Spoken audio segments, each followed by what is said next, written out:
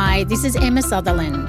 Join us on FX Medicine next week, where I'll be talking to Professor Geraldine Pryor about ovulation disturbances. Subscribe to us on your favourite podcast app and follow us on social media to make sure you never miss an episode. FX Medicine acknowledges the traditional custodians of country throughout Australia, where we live and work, and their connections to land, sea and community. We pay our respect to their elders, past, present and emerging, and extend that respect to all Aboriginal and Torres Strait Islander peoples today.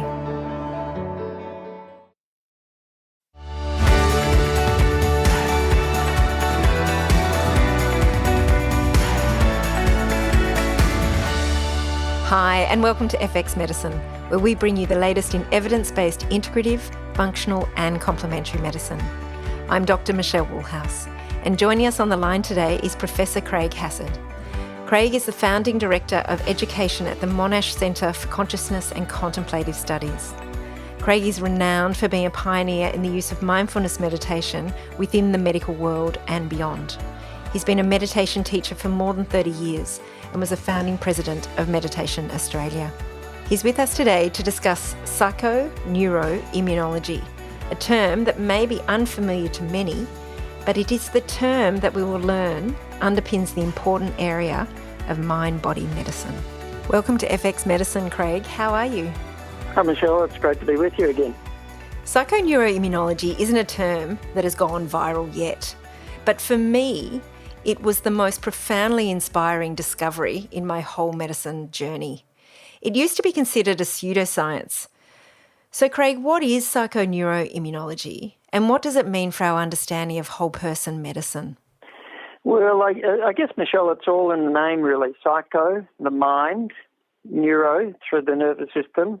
Immunology, it talks to the immune system. So whatever goes on in our mind it has effects in the brain, and that talks to the rest of the body, and including the immune cells, and change how they function, and therefore have massive implications for health. Because it was thought that the immune system is just a bunch of cells going around doing their own thing, and yes, immune cells talk to other immune cells and so on. But in the mid-70s, there were some interesting discoveries that really quite surprised people.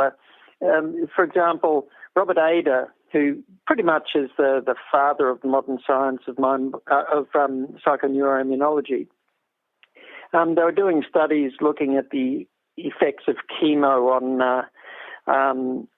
mice, the immune cells, and they were trying to use this to work out what kinds of doses were safe or not safe for humans, and they were giving them this sort of very controlled diet, including this sort of saccharine water, which would give it the taste of being sweet but not provide any calories. So it was a very controlled diet, and they were dosing them with chemo and so on, and then on occasions they'd just give them the saccharine water but not the chemo.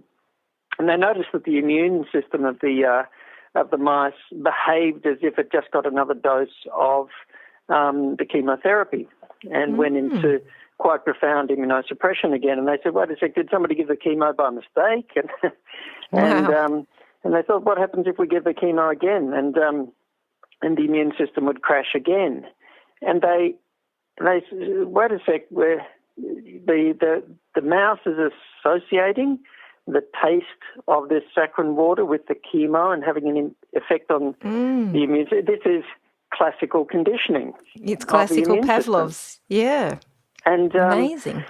So they started to look closely at immune cells and lymph glands, and they thought, well, let's stain them up and look for nerve fibres. And sure enough, they found nerve fibres all the way through lymph glands and in other lymphoid tissue around the body. And they said, well, it wouldn't be there unless the central nervous system was communicating with the immune system. And then they started looking for neurotransmitter receptors on the surface of white blood cells, and they were finding them all. And they said, well, there's something going on there, and that's really where the whole story sort of began, took off from there.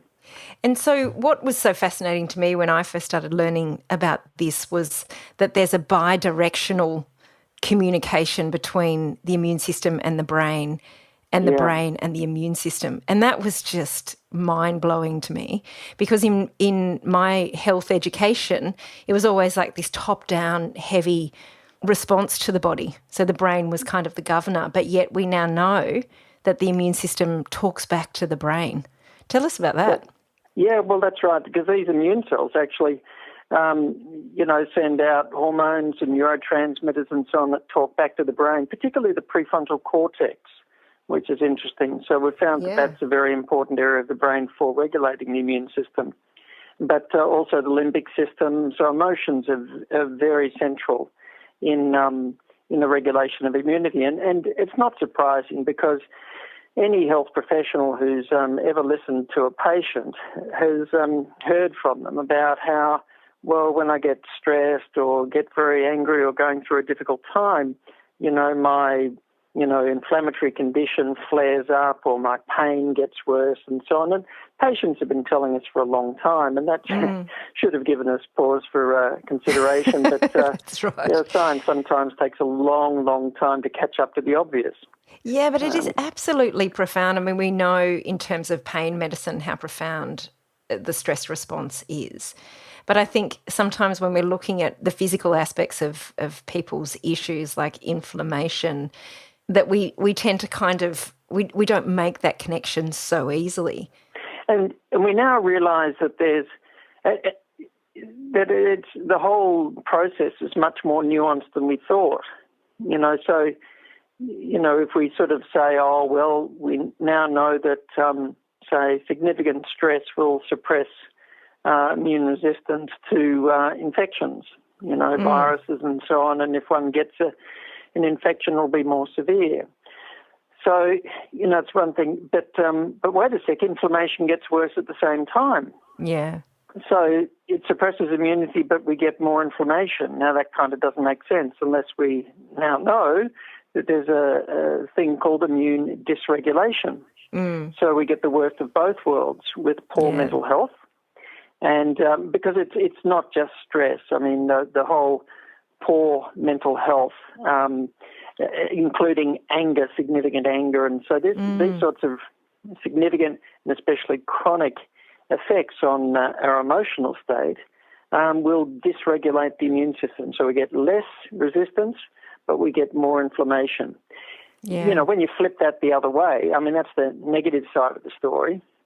And if ever you find yourself talking to a patient about this, by the time you finish telling them all this information, they'll be feeling stressed, anxious and depressed. That's right. So you very quickly got to get them the positive side of the story. That is, everything that you do to help, the health, your mental and emotional health, is a positive investment in your immunity. So it'll have an immune re-regulating effect. So it'll boost your resistance, but at the same time it will have an anti-inflammatory effect, which is a win-win situation.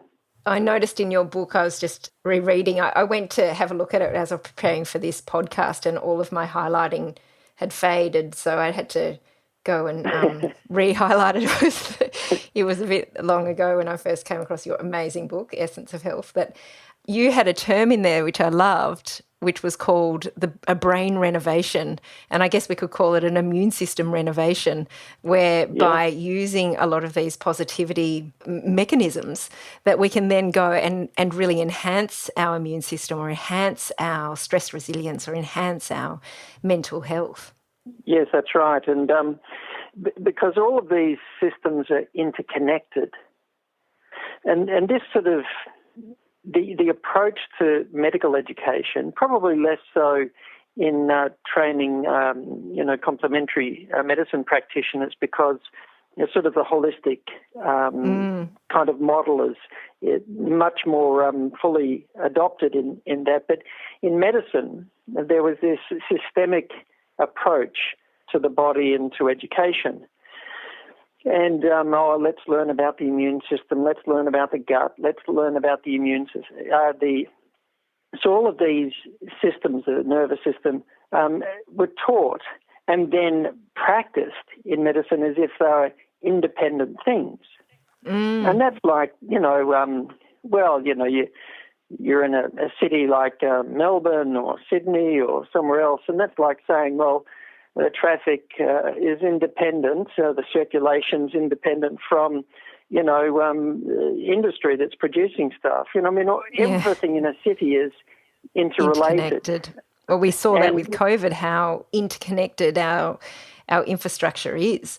Yeah, you can't affect one part of it without having flow-on effects to everything else. And so this is a total fabrication in the mind of modern medicine that unfortunately has persisted for, decades, perhaps generations. And so it has to be dismantled again and actually come back to the obvious, and that all of these systems are interrelated.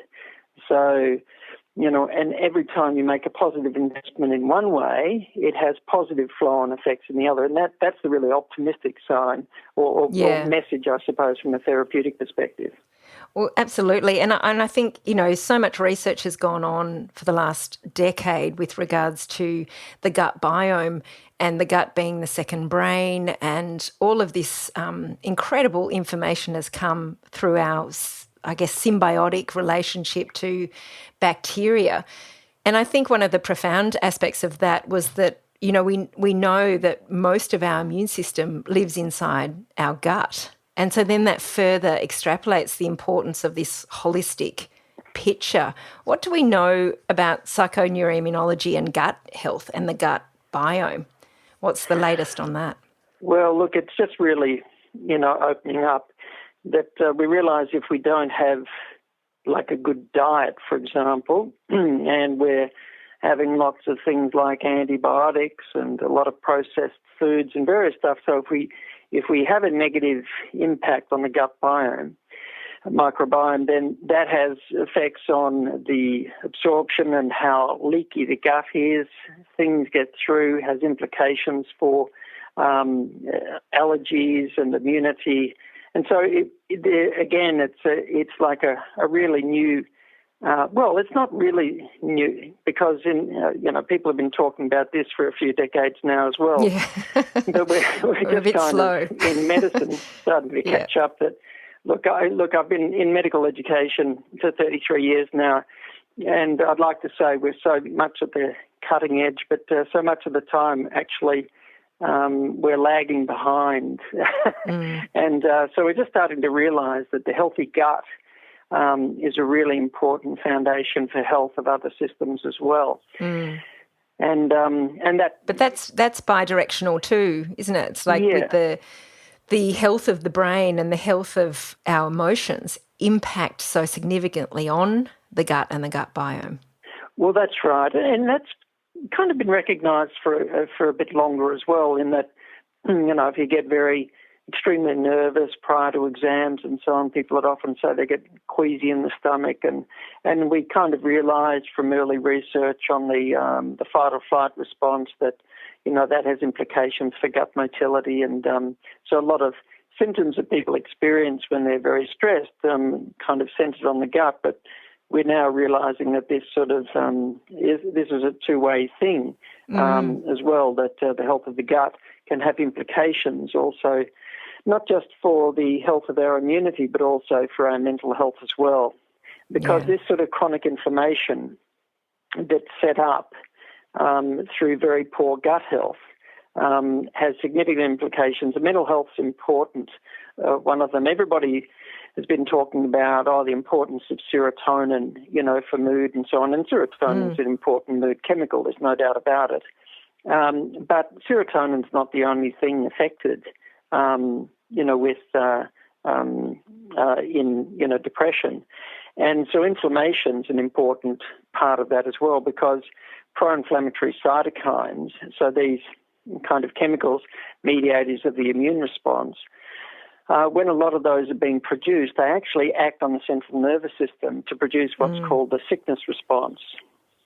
And so, for example, if you've got the flu, these cytokines will have effects on the brain that kind of, you've kind of got shut no you down a bit. motivation, you've got no energy. And it's like nature's way of saying, go to bed. Rest. Rest. I'm going to put you to bed, and I'm not going to, make you want to feel like doing anything else. And so you go to bed and you rest and recuperate, and then a few days later you get out of bed and hopefully all right again. That's so fascinating, because we get so many people in our clinics that come with this pervasive sense of fatigue and lack of apathy and motivation, and yet we rarely think about the role of the, a cytokine inflammatory storm, for that regard. I mean, this kind of opens up our possibility of thinking along those lines for people, that come in, that we haven't found any other functional reasons for why they're fatigued. Well, that's right. And so it's not like it's going to be the explanation for fatigue for every patient, but for a significant proportion it will be. And in depression, for example, there's a lot of, because of the effects of allostatic load, and we can talk more about that in a moment if you'd like to, but these cytokines that are a part of that, a lot of the symptoms associated with depression in relation to appetite and energy and motivation, have got nothing to do with serotonin. Have got to do with these cytokines and the sickness response, also with dopamine pathways and so on. And so we just think, it's a serotonin thing. That's a very convenient explanation, and thinking, we're just going to prescribe antidepressants. But that's only going to touch a small part of the effects of depression. And so when you actually take a much broader approach, and we're now starting to realise that diet and improved gut health is an important part of the recovery from depression for a significant proportion of people. The Food and Mood Centre at Deakin University have done a lot of fantastic work, and they're not the only people in the world that are doing this, but realising that dietary interventions, healthy diet, is an antidepressant. And one of the important explanations for that is probably because of these effects on inflammation, as is exercise an antidepressant, as is getting some regular sunlight an antidepressant, as is sleeping well. So all of, I've always sort of thought myself since, my teenage years that all of these things are interrelated. That Barry Commoner's first law of ecology was that everything is related to everything else. And I think that's a good way of thinking about health as well. I mean, we've got all these amazing techniques that have come in the last couple of decades. For example, MRI has really changed the way that we see the function of the brain. And functional MRI has changed that as well. And that's made a profound difference between seeing the role of letting go of stress, or things like mindfulness meditation or transcendental meditation, on the actual structural MRI changes of the brain. Tell us a little bit about that, because you mentioned before about the prefrontal cortex and the limbic system being involved and heavily kind of attached to the immune system and the immune response. Yeah, it's interesting. Again, one of the other things that have been taught for a few generations, which is now being untaught slowly, is that the brain produces all its cells and wires itself in by late childhood, and then essentially the adult brain doesn't do anything other than lose brain cells over time and gets clogged up with amyloid. It's not a very uplifting story, is it? No, so we kind of got the brain and we poured it in reinforced concrete and said it doesn't change. And, well, that's just ridiculous. Now we know, of course, it does change. And so every time we think something, do something, or react in a certain way, the brain and certain circuits are active, other circuits are not active. And when you activate circuits, you reinforce connections and indeed new brain cells, even in the adult brain, so neurogenesis. So if you learn to play the piano, or if you want to become a London taxi driver, and you've got to you've got to develop the knowledge that is learn all the streets of London and so on. You then, if you measure your brain, 12 months later, the brain will have changed, not just functionally but anatomically. Grey matter thickness in those areas of the brain that are being stimulated will grow, and like the memory circuits and spatiotemporal circuits of the brain, executive functioning areas of the brain associated with finger movements if you're learning the piano. So, point is that the brain is plastic, not just neuroplasticity, but neurogenesis as well, new brain cells. And now, from a meditation point of view, this is a workout for the brain, especially the attentional circuits of the brain, the cingulate gyrus and also the insula. And there are a number of areas of the brain that are kind of getting a workout when we practice meditation. And those areas of the brain that get the workout are slightly different from one form of meditation to another, depending on what kind of meditation the person's practicing. But if you take mindfulness, where most of the research is, then that literally changes the grey matter density in some important areas of the brain, especially the attentional circuits. Now, attention is so important for, say, memory. A lot of people worry about their memory. Oh, I've got a terrible memory, I can't remember stuff. And it's not the memory, it's the attention. Yeah, if the person's not paying attention, the memory circuits are offline. That's right. And if we continually don't pay attention, then the memory circuits are continually offline. And that's our way of telling the brain, I don't need those circuits, I'm not using them. So the brain will prune them back through disuse. Like a muscle that's not being used, it wastes away. A bone that's not being used gets osteoporosis.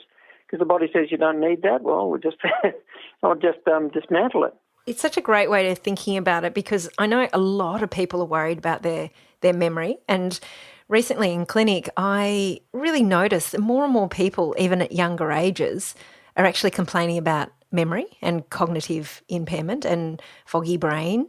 And that was never discussed 20 years ago. That whole concept of foggy brain didn't exist 20 years ago. And now it's kind of like, even in the medical software, they've got a tick box that says foggy brain. And, I think really thinking about how empowered we are to be able to actually make our brain denser, because it doesn't. I was reading a study, Richard Davidson's study of looking at beginner meditations, and they had quite profound changes within about, was it 8 weeks of doing a beginner meditation course? So it's not like you have to be a serious monk, for 4 hours a day to see these changes. That it doesn't take as long as what people actually think it does, which is so inspiring too. Yes, that's right. So, after 6 to 8 weeks of practicing these kinds of skills, and the person's not practicing memory tasks, the person's practicing attention through meditation, but the memory circuits will change. Also, the emotion regulation circuits change.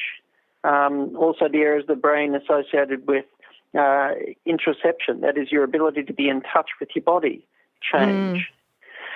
The ability to switch attention, the ability to process information. So a lot of executive functioning circuits get a workout through the practice of meditation.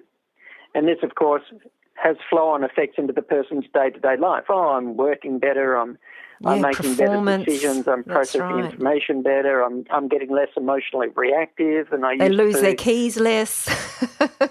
Yes, that's right. Because, you just even in simple ways, a person, walking away from their car to the office, for example, and halfway to the office, did I lock my car or not? Yeah, that's right. It saves so much time. Well, that's right. Will I keep walking or will I go back and check? And then there's this sort of internal agitation, go back and check, oh, yes. But we did it on automatic pilot because the mind was already thinking about the stuff I've got to do at work. So in that 1 second that little button on the key ring was being pressed, we weren't paying attention, so it doesn't register in memory. It's interesting when we've known for a long time that, the last 15, 20 years, that meditation practices change the brain and generate new brain cells and slow the loss of brain cells. So by about the age of 50, one recent study was showing that people who practice these kind of skills regularly, their brains are about 7.5 years younger than people who don't. Which, I don't know which side of 50 many of our listeners will be on, but I can assure you that becomes a more and more attractive option all the time. Now, mind you, if you practice too much meditation, you wind up with the brain of a 5-year-old, which is probably not quite so good, but anyway. So there's kind of a point. There's like a sweet spot. I want to be 21. Don't overdo it. There's a lot of talk about holding our trauma and emotions in the body now. And there's a whole kind of new way of discussing trauma, like through the vagus nerve plays a role and the parasympathetic nervous system. What does all that mean? Like, what do you think they mean by holding the trauma in your body? And does that change the way we think about emotional well-being as in that whole person care? Yes, it's this is an interesting and important area, but I think it's a very difficult one to be precise about in the way that we might like to be. So, it would be hard to say that, for example, and it depends psychologically on a deep level, a person might express certain symptoms even unconsciously associated with past trauma with particular areas of the body. It's very hard to join all the dots from a psychological, emotional experience and then all of the biochemical and neurological pathways that mean that therefore expresses itself in those particular symptoms in that part of the body. It's hard to join all those dots and to be 100% sure. About that. That doesn't mean, of course, that it's not. It just means that that's a very difficult thing to prove. Yeah, but we it's so nuanced and abstract. That psychological, like events, past experience, can have significant effects in the body and even in our DNA. So if you look at, say, people who might have been 2 generations removed or 1 generation removed from Holocaust survivors, the people who went through the Holocaust, extraordinarily stressful situation, and that had effects on the DNA, their chromosomes, especially areas, the segments of chromosomes that regulate the stress response. So it was like people coming away from that situation, there were epigenetic changes to the chromosomes, segments that regulate the stress response. But what they've found is that those changes can be handed on to the next generation and the next generation. That's incredible. Which is interesting. Other things have gone back many more generations than that, perhaps even 3 or 4. We don't. It's very hard to keep going back because we don't have the data from hundreds of years ago. Yeah. But the lifestyle that your grandparents or great-grandparents led, for better or for worse, is expressing itself in your DNA now through epigenetic changes. Not changes in the makeup of your DNA, changes in the way that your DNA functions and expresses itself because of all of the things around the DNA that are turning on and turning off particular chromosomes or segments of chromosomes. And so these kinds of traumas, even from a generation or 2 back, can have flow-on effects even through generations. So in a kind of a way, is it nature or nurture, for the next generation to have problems? Well, it's probably both. Like with everything, that it's nature what we're sort of born with, but it's also nurture, the environment that we're brought up in. And so I think it's always going to be a combination of those 2 things. So it's held in the body, but it even seems to be held in the DNA. It was interesting, animal studies you can do that you can't really do on humans. They looked at giving, a conditioned response in mice. So they would give them the smell of orange blossom, and at the same time they would give them a little electric shock. So they'd do that a few times so that the mouse quite quickly related the smell of the orange blossom to an electric shock. So when it was presented with the orange blossom smell by itself, it would start shaking as if it was about to receive a shock. And then they got those male mice to reproduce. So the next generation comes along, and then they expose the next generation to orange blossom. They've never been shocked, but they just give them the smell of the orange blossom, and the mouse starts shaking, having a quite extreme stress response, even though it had never been shocked or never been classically conditioned. That is unbelievable, isn't it? I mean, wow. We don't know the implications for all this. This is just like if we're landing on a continent, it's like we've just landed on the shore and we've got this vast continent to explore, and we've only seen about a few square metres of it. Yeah. This is incredible. Uncharted waters. Territory. But I've heard you talk many times, but you talk also about the role of mindfulness on telomeres and longevity and cancer protection as well. So this isn't just on our immunity to protect us from viruses or bacteria or inflammation. It can even go as far as having influences on our risk of cancer. Tell us about the links and what the science is saying about the role of telomeres and, say, mindfulness or other forms of meditation. Yeah, there are lots of dots still to join, but what's been known, and mainly through the work of Elizabeth Blackburn, who won the Nobel Prize for discovering telomeres, she's an Australian scientist working in the States, and she and her main colleague in this area of research, Elisa Epel, they're looking at the effects of significant chronic stress, poor mental health, anger and hostility, and these things were actually having an effect of shortening telomeres. Now, for those listeners who are new to sort of understanding about telomeres, if you imagine your chromosomes as long, coiled-up molecules of DNA, on the end of the chromosomes are these little caps called telomeres, and they stop the DNA from unraveling, a little bit like the plastic bits on the end of shoelaces stop shoelaces from unraveling.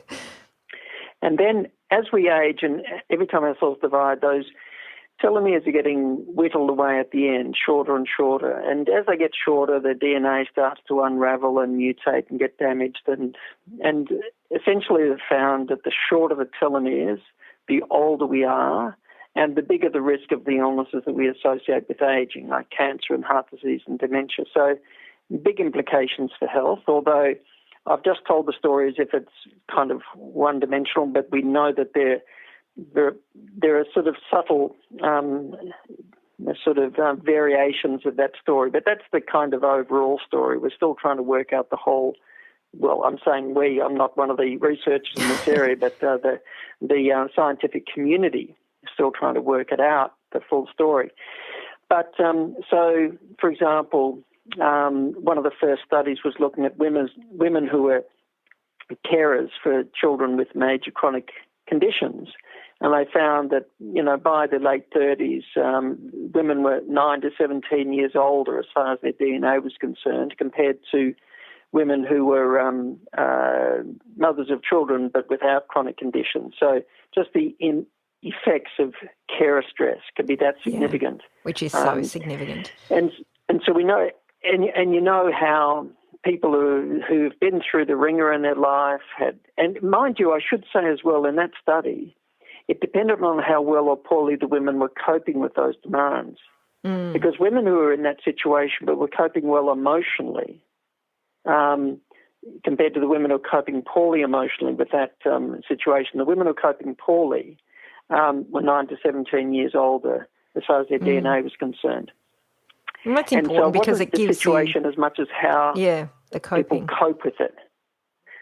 Anger and hostility, particularly for men, associated with shorter telomeres, much more so than for women. Anger and hostility is much more a male problem. I mean, mind you, male anger and hostility can cause massive problems for everybody involved with the man, but but it particularly affects males. Now, so that's the negative side of the story, and unhealthy lifestyle, short telomeres, etc.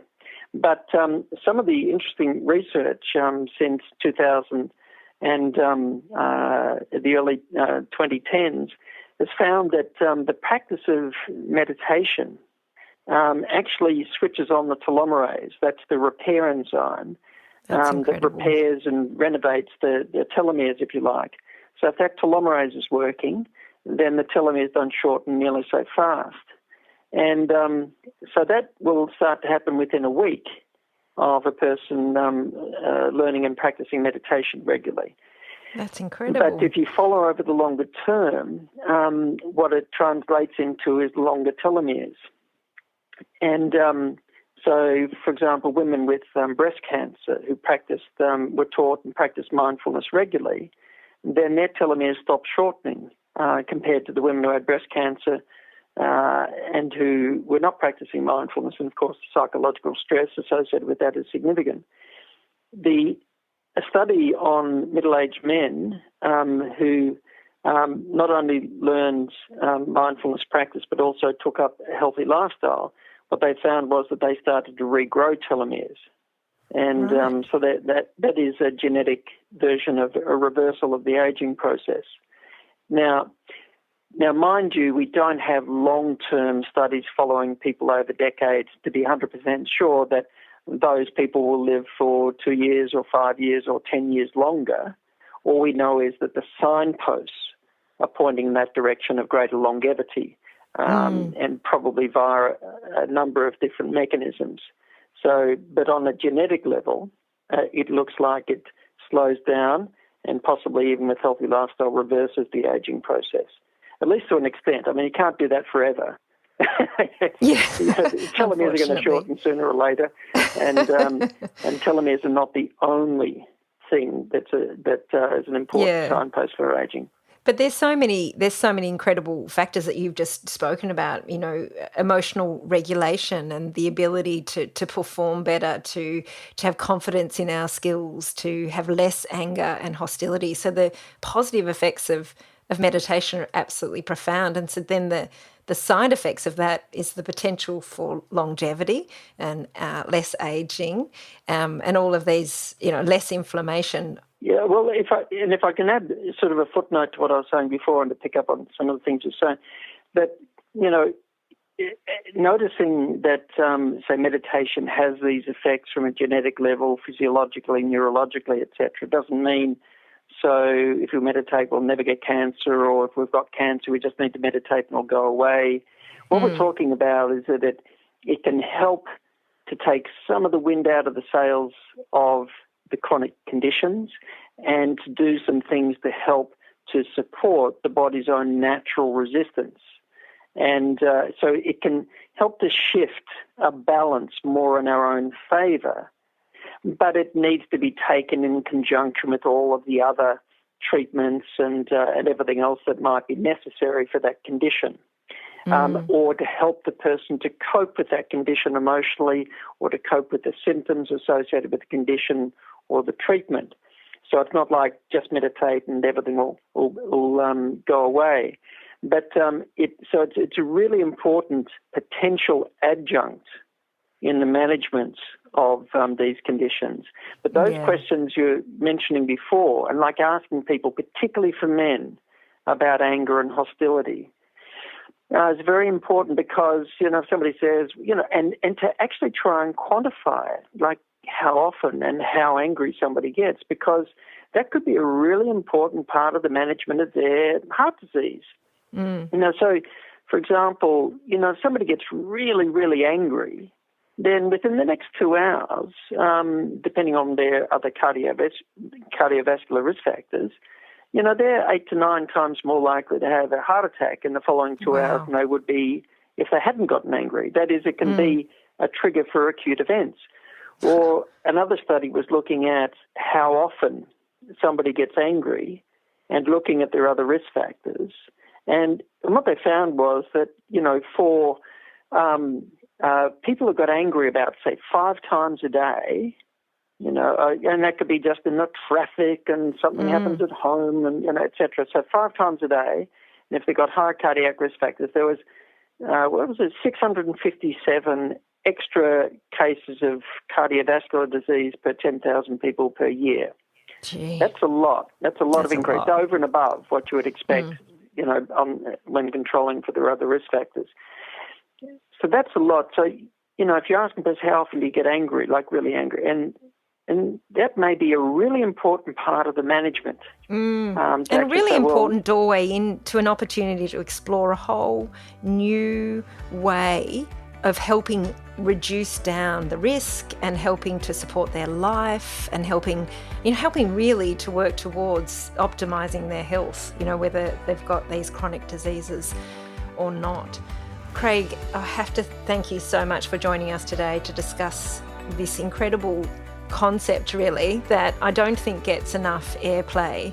We've learnt about the role of stress and mindfulness on epigenetic changes, on our immune function, the role of emotional regulation on health and thickening our prefrontal cortex so that we can become more productive and optimized and have these incredible forward-thinking planning skills.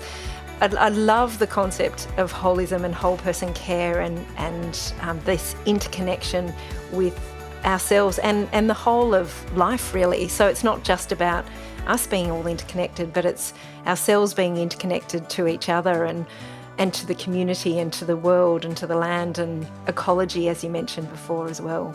And so it was just a pleasure speaking to you today. Well, it's been a pleasure as well for me, Michelle. So I hope it's been useful for all the listeners, and perhaps I haven't said anything like good mental health, importance of healthy lifestyle and diet.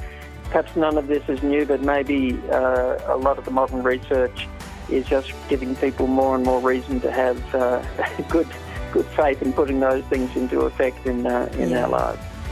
Thanks everyone for listening today. Don't forget that you can find all the show notes, transcripts and other resources from today's episode on the FX Medicine website. I'm Dr. Michelle Woolhouse, and thanks for joining us. See you next time.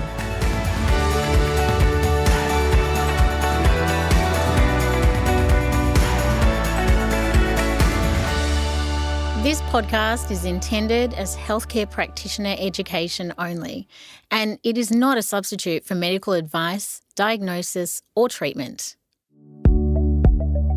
Hi, I'm Carla Wren. Clinicians in this post-pandemic era are managing an increase of post-viral illness, including autoimmune activation or worsening of autoimmune symptoms, neuroinflammation and cardiometabolic inflammation, which can seem difficult to unravel. Join me on Wednesday, August 9th at 7 p.m. for Bioceuticals Clinical Mastery, Neuroinflammation and the Cognitive Impacts of Post-Viral Syndrome. In this 90-minute session, I'll be sharing my clinical strategies and therapeutics to support the health and vitality of patients suffering with the wide and variable symptoms associated with post-viral syndromes, particularly complex neuroinflammation and its potential chronic health implications. Go to bioceuticals.com.au to reserve your place today.